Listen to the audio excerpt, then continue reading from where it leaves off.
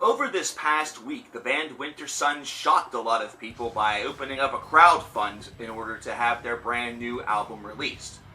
This was something that was shocking to the world of heavy metal fans and certainly sparked some outrage, but I think even more was kind of caused whenever this crowdfund became very close to its completion, actually reaching the fundage that was necessary within a couple of days. Many people have taken on this view that Wintersun having a crowdfund that's technically is sort of keeping their record a bit hostage is something that is absolutely inexcusable, something that shouldn't be done. However, I'm here to tell you why the Wintersun crowdfund isn't something that should have actually surprised you, and this is one that is pretty easy in order to really dissect. Wintersun is the most recent in a number of bands within the heavy metal distinction that have been using the tools of the internet such as crowdfunding or Patreon really to their advantage in order to try to gain a little bit of extra funding to secure what they need in order to record an album. What was very different with the Wintersun idea was the fact that the Wintersun album had already been announced. It had already been slated for it to be released, so it seemed very much like this was a situation where the money portion of this was happening a little bit late in the game. That it should have been something that if they planned this idea, should have come many months prior to even any sort of official announcement or release date for when this album was slated to come out. So the timing definitely felt a little bit like the band was trying to recover lost fundage or had overspent on their budget.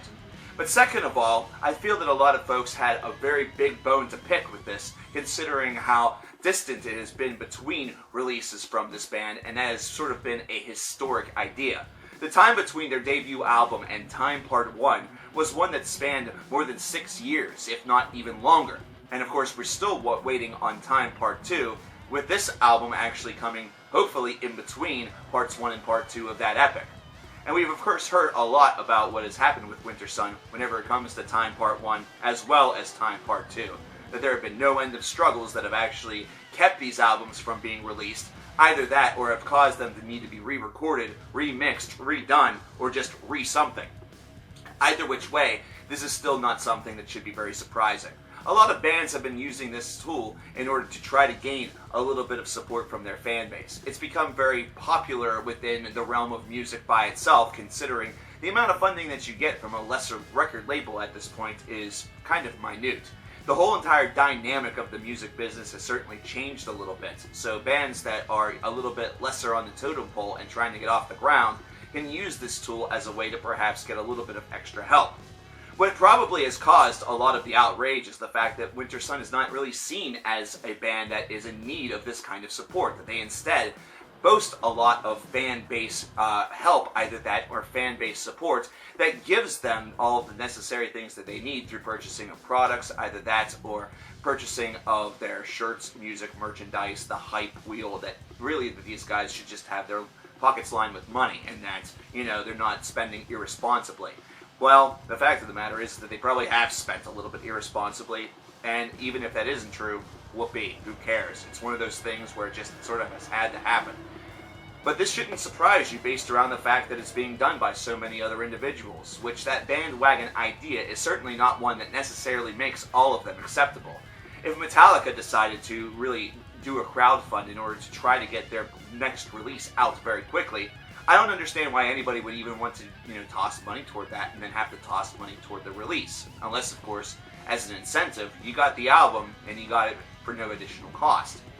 A band such as Metallica has absolutely no need to do this, considering they do have the bankroll. Wintersun is one where you do kind of have to question things a little bit, but you also have to understand that there is probably some bankroll there, but just probably not a very significant amount.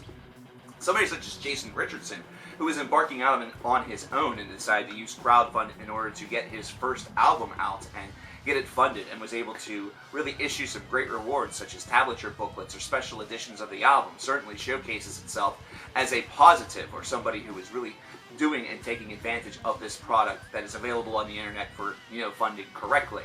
Richardson was very active with this project. He was somebody that was always keeping in contact with his donors, making sure that they understood why some things were perhaps not coming as quickly as originally thought. And it's definitely something that in that case had a lot to do with not only getting the things manufactured, which whenever you make the goal, you're not 100% sure about manufacturing times, and there's a lot of, I guess, active wheels that are going on with this process, but either way, his level of activity certainly earned him a gold star.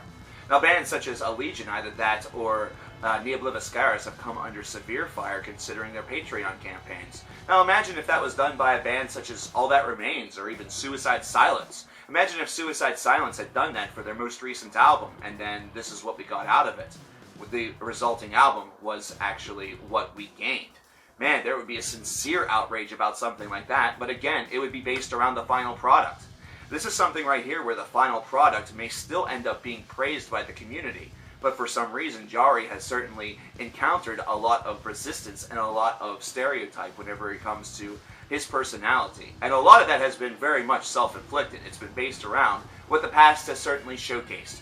And because of that past being showcased in such a way, this is definitely something that was seen as not only a true negative, but almost as a very greedy portion that was being displayed by not only Jari, but by the Wintersun brand. So, even though this is something that has caused a bit of sincere outrage among the heavy metal community, something that has certainly caused a lot of people to perhaps rethink Wintersun and Jari a little bit, while still, in the back of their minds, reminding themselves that they will listen to the product, and if they now claim that they won't, that's a sincere lie. Every Wintersun album is almost like an event at this point. It has still caused a little bit of reputational damage, and that's a reputation that wasn't always that sterling to begin with. But it's, again, not all of that surprising. Something that's been done by a lot of bands already, and something that's going to be utilized by many more in the years to come. So, there you have it. That's why it shouldn't be all of that big of a surprise. But while it may not be a surprise, your outrage may actually be very quantifiable and actually very commendable. Sometimes you do have to let somebody know that something smells of something that shouldn't be. And that's, I think, exactly what happened over this past week. If you have any comments or any thoughts about this, please let me know in the comments below. My name is CoverKillerNation, and I'll talk to you guys next time. Take care.